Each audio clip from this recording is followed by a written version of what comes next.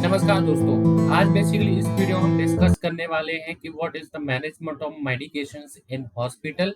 Hospital के अंतर्गत medication management कैसे किया जाता है, मेडिकेशन मैनेजमेंट प्रोसेस क्या होता है, 5 आर ऑफ मेडिकेशंस मैनेजमेंट क्या है, वो जिन जो 5 आर हैं जिनकी वजह से मेडिकेशन इतना स्मूथ हो जाता है। What is the management of medication policy, वो क्या है। और मोस्ट इम्पोर्टेंट एमओएम जो एनएबीएच चैप्टर है उसी के अंतर्गत ये वीडियो हम ये सारे क्वेश्चनों को डिसाइड करेंगे। और as a staff health care professional आप medication of management of medication को कैसे अपने हॉस्पिटल, अपने क्लिनिक और अपने स्टाफ को गाइड कर सकते हो, इम्प्लीमेंट पॉलिसी कर सकते हो, इन सारी चीजों को हम डिटेल में समझेंगे इस वीडियो में। मैं राघवेंद्र सिंह सोलंकी स्वागत करता हूं आपका आप ही के चैनल एनी मेडिकल ट्रेनिंग्स पर, जहां पर रेगुलर बेसिस पर हम आपके लिए लेके आते हैं भारत के टॉप मेडिकल यूनिवर्सिटी के सर्टिफिकेट कोर्सेज की इंफॉर्मेशन, साथ साथ में मेडिकल और हेल्थ सेक्टर से जुड़े हुए वो तमाम जानकारियां जो आपके जीवन काल में एज अ हेल्थ प्रोफेशनल के रूप में आपको काम आती हैं। उसके बाद में अगर मैं बात करूं तो दोस्तों हम कुछ नॉन मेडिकल सर्टिफिकेट की डिटेल भी आपके साथ में शेयर करते हैं, जैसे कि हमारा अभी माई गवर्नमेंट का एक बहुत अच्छा सीरीज चलता है कि उसमें जो भी व्यक्ति सिविल सर्विसेज की तैयारी करना चाहते हैं तो उनको इसमें पार्टिसिपेट करके वो भी वो सर्टिफिकेट ले सकते हैं और अपना नॉलेज को एनहांस कर सकते हैं। हमारा उद्देश्य सिर्फ एक ही है, शिक्षा कहीं भी, शिक्षा कभी भी के साथ में एनी मेडिकल ट्रेनिंग काम कर रहा है।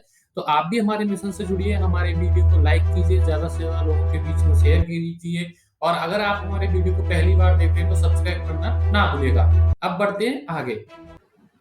दोस्तों ये है एनएबीएच पार्ट 7.3, जिसके अंतर्गत हम बात करेंगे स्टैंडर्ड एंड ऑब्जेक्ट एलिमेंट्स के बारे में। एनएबीएच चैप्टर है, चैप्टर नंबर 3, उसके जो है हमारा मैनेजमेंट ऑफ मेडिकेशन, उसी के जो स्टैंडर्ड एंड ऑब्जेक्ट एलिमेंट है उनके बारे में इस वीडियो में डिस्कस करने वाले हैं।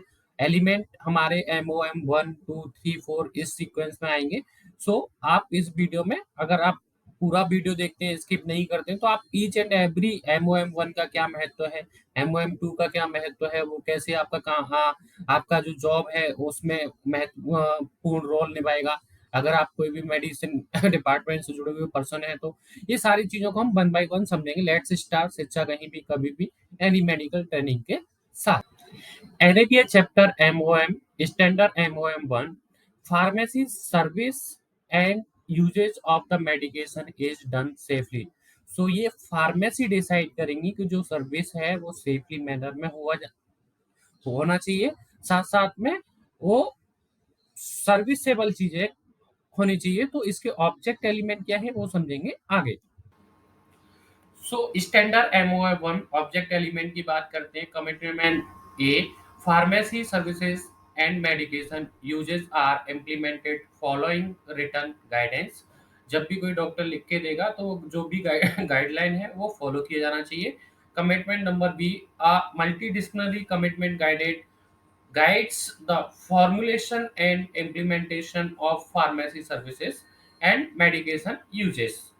मल्टीडिसिप्लिनरी जो कमिटी है वो गाइड करेगी कि जो फार्माकोलॉजिकल विजिलेंस और फार्माकोलॉजिकल लॉज है वो किस तरीके से इम्प्लीमेंट किए जाने चाहिए और मेडिकेशन यूजेस किस तरीके से किया जाना चाहिए।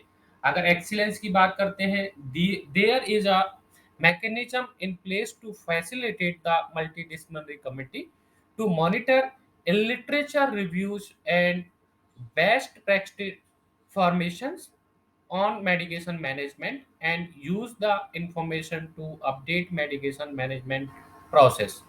अगेन एक्सीलेंसी इसमें इतना ही है कि हमें बेस्ट से बेस्ट सर्विस प्रोवाइड करना है, रूल्स एंड रेगुलेशन के अकॉर्डिंग करना है, और information about the medication management के मेडिकेशन मैनेजमेंट कैसे किया जाना चाहिए, वो प्रोसेस कितनी स्ट्रांग है उस पर फोकस करना है।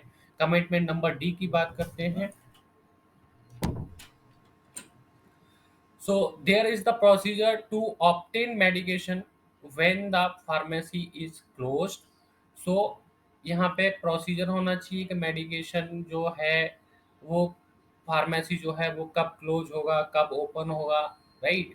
वो प्रोसीजर, वो प्रोसेस आपके ऑफिस के अंदर होना चाहिए। कमिटमेंट नंबर ई की बात करते हैं। The organization has a mechanism to inform relevant staff of key change in pharmacy services and medication usage to ensure uninterrupted and safe care. सो ये ऑर्गेनाइजेशन डिसाइड करेगा कि वो मैकेनिज्म किस तरीके से होगा कि जिससे जो रिलेवेंट स्टाफ है, जो की ऑफ द फार्मेसी है, वो कैसे एक्सचेंज होगा फार्मेसी सर्विसेज के रिगार्डिंग, और मेडिकेशन यूजेस कैसे होगा। तो वो अनइंटरप्टेड होना चाहिए, उसमें कोई भी कम्युनिकेशन गैप नहीं आना चाहिए, पेशेंट को किसी भी तरीके की तकलीफ नहीं होनी चाहिए। NABH chapter MOM Standard MOM2, the organization develops, update, and implement a hospital formulary. Right, so जो भी ऑर्गेनाइजेशन है वो डेवलप करेगी, अपडेट करेगी, इम्प्लीमेंट करेगी हॉस्पिटल फॉर्मुलरी तरीके से फंक्शन कैसे करे। राइट, अब इसके एमओएम और सेकेंड स्टैंडर्ड के ऑब्जेक्ट एलिमेंट क्या है वो समझेंगे आगे। सो दोस्तों, एमओएम सेकंड के ऑब्जेक्ट एलिमेंट की बात करते हैं। कोर ही पहला है, core a, a list of medication appropriate for the patients and as per the scope of the organisation. तो जो भी ऑर्गेनाइजेशन का स्कोप है उसके अकॉर्डिंग एक प्रॉपर मेडिकेशन लिस्ट होना चाहिए। Clinical services is develop collaboratively, जो भी क्लिनिकल सर्विसेज हैं वो कोलैबोरेट वे में काम फंक्शन करनी चाहिए by the multi disciplinary committee. जो मल्टी डिसिप्लिनरी कमेटी है हॉस्पिटल की, उनको पता होना चाहिए कि किस टीम से हमें, किस सेगमेंट से हमें कौन सा काम कराना है। राइट, सो फार्माक्यूटिकल उसमें से एक है, फार्मेसी उसमें से एक है। Commitment number B, the list is reviewed and updated collaboratively by the multidisciplinary committee at least annually। सो जो मल्टीडिसिप्लिनरी कमेटी है वो रिव्यू करेगी कि वो किस तरीके से फंक्शंस कर रहे हैं उसके बारे में। Right, commitment number C, the currently formulary is available for the clinician to refer to. Excellence की बात करते हैं, the clinician adhere to the current formulary. So जो भी अपडेट एंड पॉलिसी उनको पूरी टीम को फॉलो करना होगा। कमिटमेंट नंबर ई की बात करते हैं, the organisation adhere to the procedure for the acquisition of formulary medication. So जो भी एक्युलरी फॉर्म एक्विजिशन करना है फॉर्मुलरी मेडिकेशन का, वो ऑर्गेनाइजेशन जो है वो एडहियर करेगी, उसको फॉलो करेगी। राइट, कमिटमेंट नंबर एफ की बात करते हैं, the organisation adhere to the procedure to obtain medications not listed in the formulary. So जो भी मेडिकेशन लिस्ट नहीं किए गए हैं उस पर वो किस तरीके से ऑर्गेनाइजेशन काम करती है, उसको कैसे कंडक्ट करती है, कैसे उसको मॉनिटर करती है। तो ये सारी एमओएम 2 के ऑब्जेक्ट एंड एलिमेंट थे। NABH chapter MOM standard MOM 3, medications are stored appropriately and are available where required. So इसका मतलब इतना है कि जब भी पहले तो फर्स्ट ऑफ ऑल जो भी मेडिकेशन है वो सेफली पूर्वक एप्रोप्रिएट मैनर में स्टोर किए जाने चाहिए। दूसरा, जब भी उन मेडिकेशन का जरूरत हो तो वो अवेलेबल होना चाहिए। राइट, अब इस चैप्टर के एमओएम 3 के ऑब्जेक्ट एलिमेंट क्या है वो जानेंगे आगे। चलिए बात करते हैं एमओएम 3 के ऑब्जेक्ट एलिमेंट की। कोर कंपोनेंट पहला ये है, medication are stored in a dean safe and secure environments. तो जहाँ पे भी आप मेडिकल स्टोर कर रहे हैं वो क्लियर होना चाहिए, सेफ होना चाहिए और सिक्योर होना चाहिए। And incorporating the manufacturers recommendations, so that is very important point. And commitment number B की बात करते हैं, sound inventory control practice. So एक इन्वेंट्री कंट्रोल प्रैक्टिस भी किया जाना चाहिए। गाइड स्टोरेज, जो जहाँ पे भी स्टोरेज है वहाँ of the medication throughout the organisation, के पूरे ऑर्गेनाइजेशन में किस तरीके से कौन कौन सी मेडिकेशन कहाँ यूज होंगी, यूटिलाइज होंगी, उनका इन्वेंट्री मैनेजमेंट कैसे किया जाना चाहिए, ये उस ऑर्गेनाइजेशन को पता होना चाहिए। कोर कंपोनेंट सी की बात करते हैं, the organisation define a list of high risk medication. Organisation ये डिफाइन करेगी एक लिस्ट का, और वो लिस्ट क्या होगी, हाई रिस्क मेडिकेशन से रिलेटेड। अगर आपको नहीं पता है कि हाई रिस्क मेडिकेशन क्या होते हैं तो आप हमें कमेंट करके बोल सकते हैं, तो हम आपके लिए वो वीडियो अपने चैनल पर अपलोड कर देंगे जहां से आप वो चीजें समझ सकते हैं आसानी से। अचीवमेंट नंबर डी की बात करते हैं, high risk medications are stored in area of the organisation where it is the clinically necessary. So जो भी हाई रिस्क मेडिकेशन है वो वहाँ स्टोर किए जाने चाहिए जहाँ पर वो क्लिनिकली नेसेसिटी है, जहाँ पर वो सबसे ज्यादा यूज में किए जाते हैं, राइट। कोर कंपोनेंट ई की बात करते हैं, high risk medication include look like sound like medications. High risk में look like sound like medication भी इंक्लूड होता है, and different concentration of the same medication are stored physically apart from each other। So अगर इस तरीके का कोई medication है look like sound like medication, तो उनको सेपरेटली तरीके से स्टोर किया जाना चाहिए। कोई भी मिसकम्युनिकेशन नहीं होना चाहिए जिससे मेडिकेशन एरर हो सके। अगर आपको नहीं पता है look like sound like medication क्या होते हैं, तो इसके बारे में भी आप हमें कमेंट कर सकते हैं। हम आपके लिए वो वीडियो बना करके आपके ही चैनल एनी मेडिकल ट्रेनिंग पर अपलोड कर देंगे, राइट।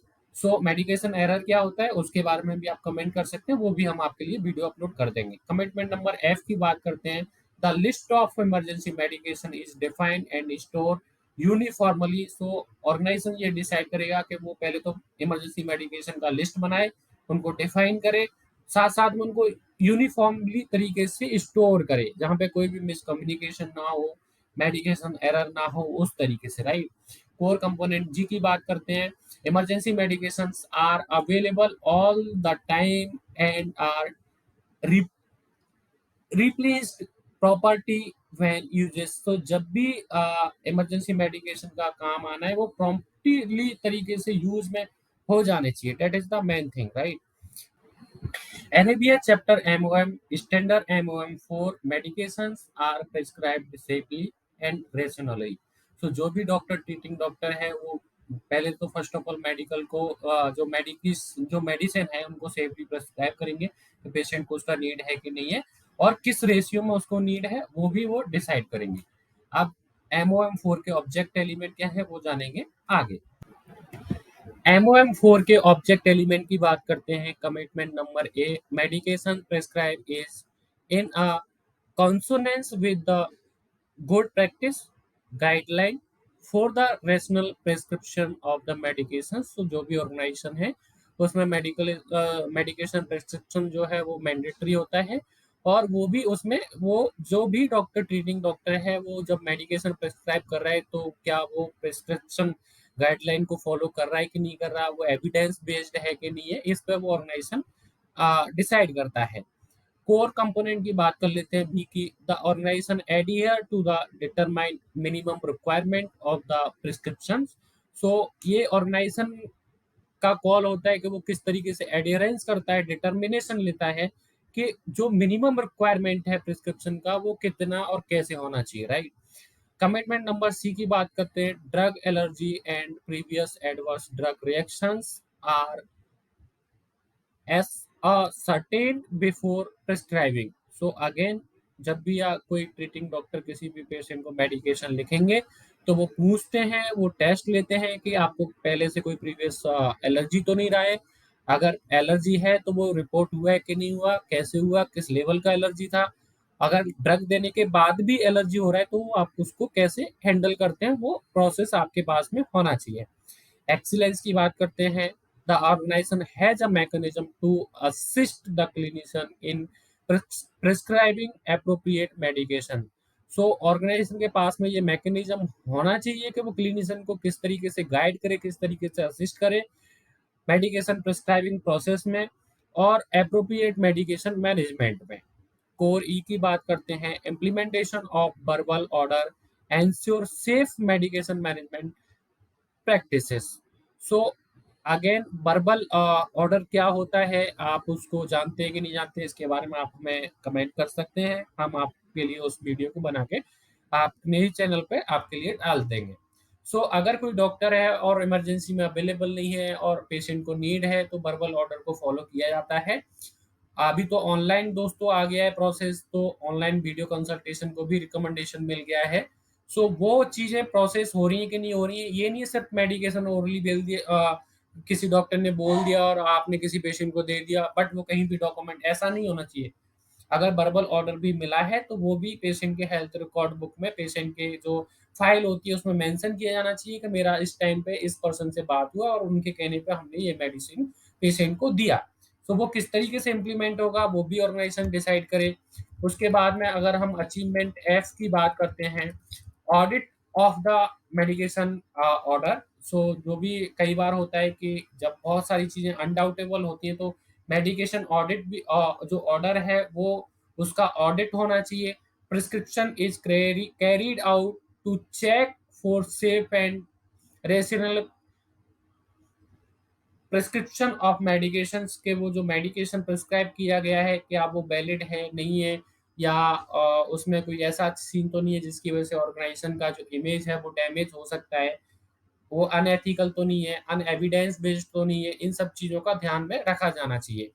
अचीवमेंट जी की बात करते हैं, corrective and preventive action is taken based on the audit where appropriates. So जब भी जहाँ भी जितना भी ज़रूरत हो करेक्टिव और प्रिवेंटिव एक्शन होना चाहिए बेस्ड जो भी आपने ऑडिट किया है उसके बेस पे, कि जो भी जब आपने ऑडिट किया तो आपको क्या फाइंडिंग मिली, उन फाइंडिंग का सॉल्यूशन क्या है, उन फाइंडिंग का प्रिवेंशन मेथड क्या है, वो उन चीज़ों पे करेक्टिव एक्शन क्या होगा वो ऑर्गेनाइजेशन डिसाइड करेगा। That is the achievement. Core H की बात करते हैं, recommendation of the medication occurs and at transition point of the patient care. So again, reconciliation medication occur होना चाहिए, वो ट्रांजिस्ट होना चाहिए point of the patient care पे। That is the main things.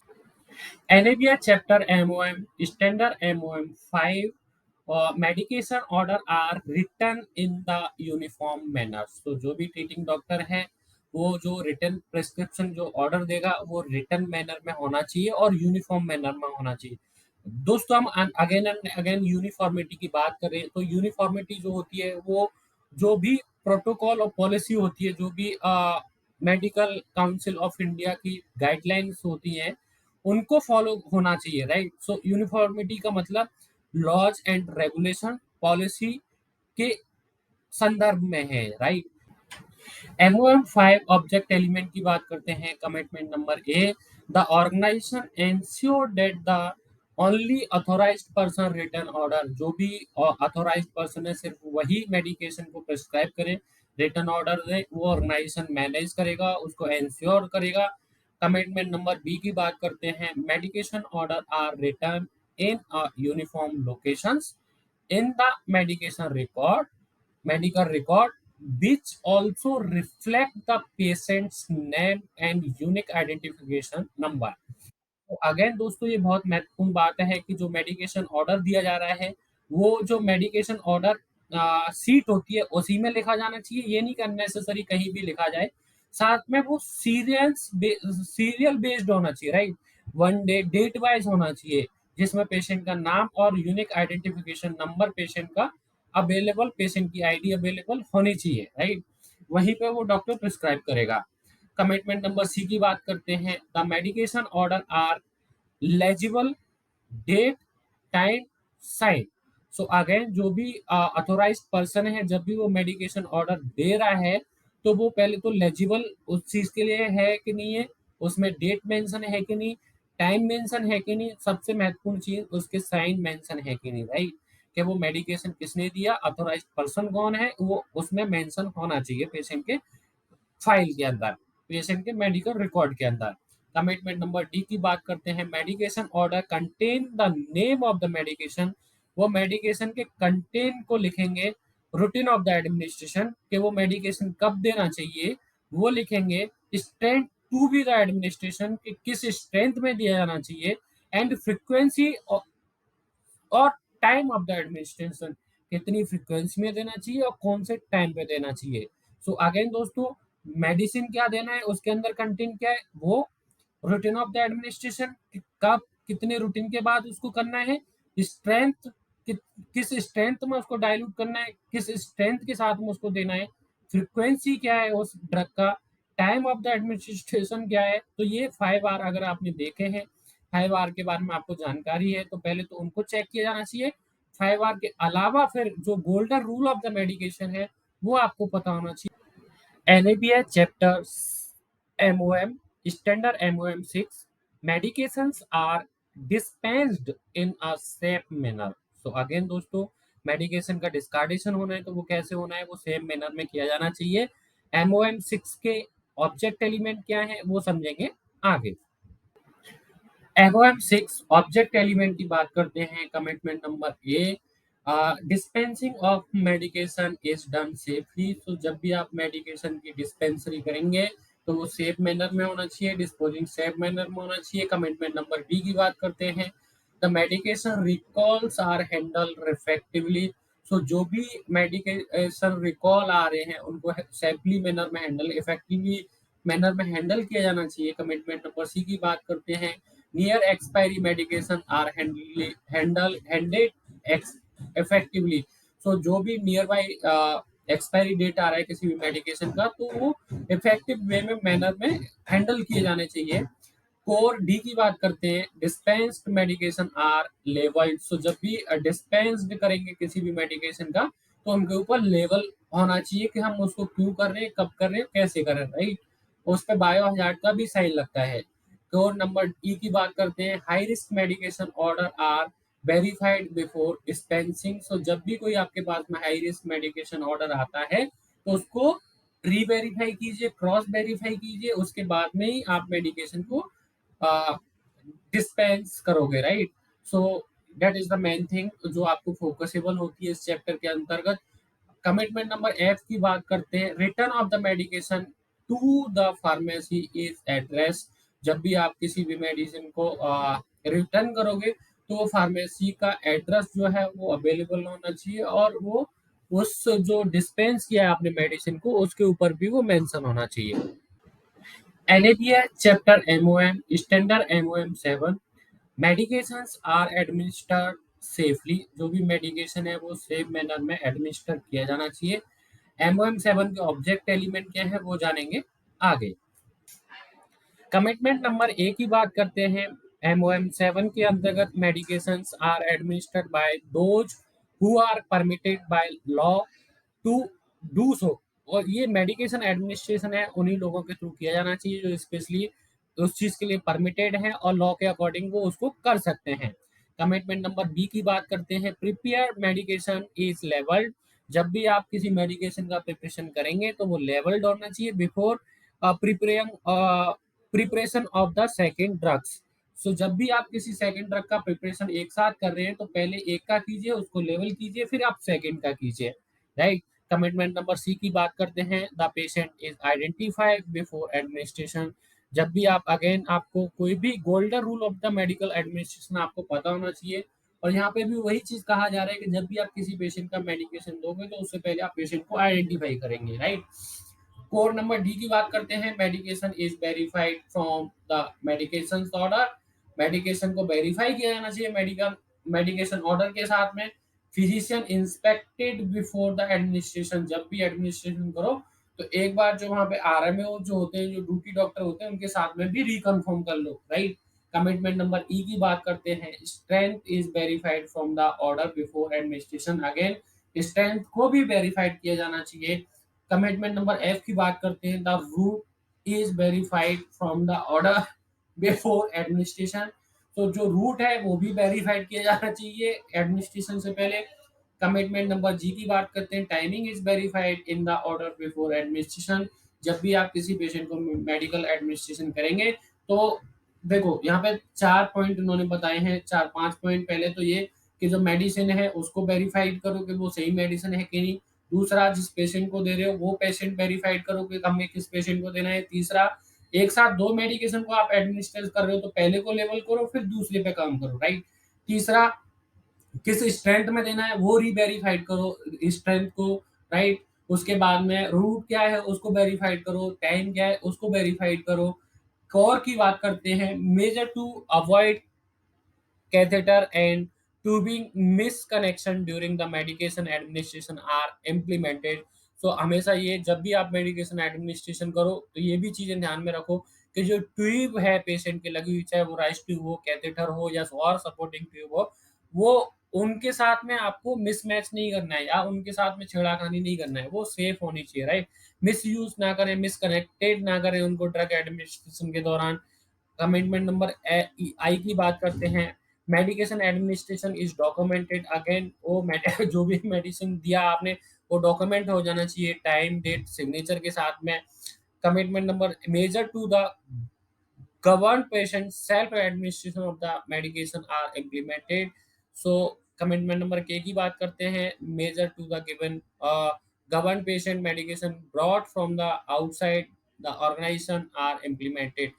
अगर if any case patient outside से भी medication लाने के लाना चाहता है तो वो ला सकता है, और उसके लिए इम्प्लीमेंटेशन प्रोसेस ऑर्गेनाइजेशन के पास में अवेलेबल होना चाहिए। वो आपको मिला हो कि हाँ आपने कुछ सीखा है, कुछ नया सीखा है जो आपके हॉस्पिटल करियर में, मेडिकल करियर में आपके काम आ रहा है, चाहे वो आप कोई भी मेडिकल, चाहे वो आप मेडिकल डॉक्टर हो, चाहे लैब से रिलेटेड हो, चाहे वो स्टाफ नर्सेस हो, किसी भी बैकग्राउंड से हो, चाहे वो एचआर डिपार्टमेंट से हो, एडमिन डिपार्टमेंट से हो। ऑफकोर्स ये एनएबीएच है, तो अगर आप एनएबीएच हॉस्पिटल में काम करोगे तो एनएबीएच गाइडलाइन को फॉलो करना पड़ेगा। और ये गाइडलाइन ही है जिनको हम आपको समझाने की कोशिश कर रहे हैं और इजी वे में समझाने की कोशिश कर रहे हैं। अगर ये तरीका आपको हमारा पसंद आ रहा है तो प्लीज वीडियो को लाइक करें, और अगर आपको कोई डाउट है तो कमेंट करके जरूर पूछें। अगर आपने हमारे और शेयर जरूर कर दो दोस्तों, आप अपने फ्रेंडों के साथ हमारे वीडियो को शेयर नहीं कर रहे हैं। हमारा उद्देश्य सिर्फ इतना है, शिक्षा कहीं भी कभी भी के साथ में एनी मेडिकल ट्रेनिंग काम कर रहा है तो इस मिशन से आप भी जुड़िए, जो कि फ्री ऑफ कॉस्ट है। आप हमारे वीडियो शेयर कर देंगे आपके कलीग को जिनको नॉलेज की जरूरत है, जिन जो एनएबीएच चैप्टर की वजह से अच्छी पैकेज नहीं ले पा रहे हैं, तो आप जरूर कीजिए, और नॉलेज शेयर करने से नॉलेज बढ़ता है। अगर आप हमारे वीडियो को पहली बार देख रहे हैं तो सब्सक्राइब जरूर कर दीजिए इसी तरीके की इन्फॉर्मेशन लेने के लिए। साथ साथ में हम सर्टिफिकेट से रिलेटेड भी इन्फॉर्मेशन डालते हैं। अभी रिसेंट में हमारा एनएबीएच का ही सीरीज चल रहा है जिसके बारे में हम आपको बताने की कोशिश कर रहे हैं। तो आज मुझे उम्मीद है कि आपको अगेन हमारा वीडियो पसंद आया होगा। अगर पसंद आया तो लाइक कमेंट शेयर करना, सब्सक्राइब जरूर करना, बेल आइकन को जरूर दबा दें जिससे जो भी अपकमिंग वीडियो है वो आपको मिल जाए। नमस्कार।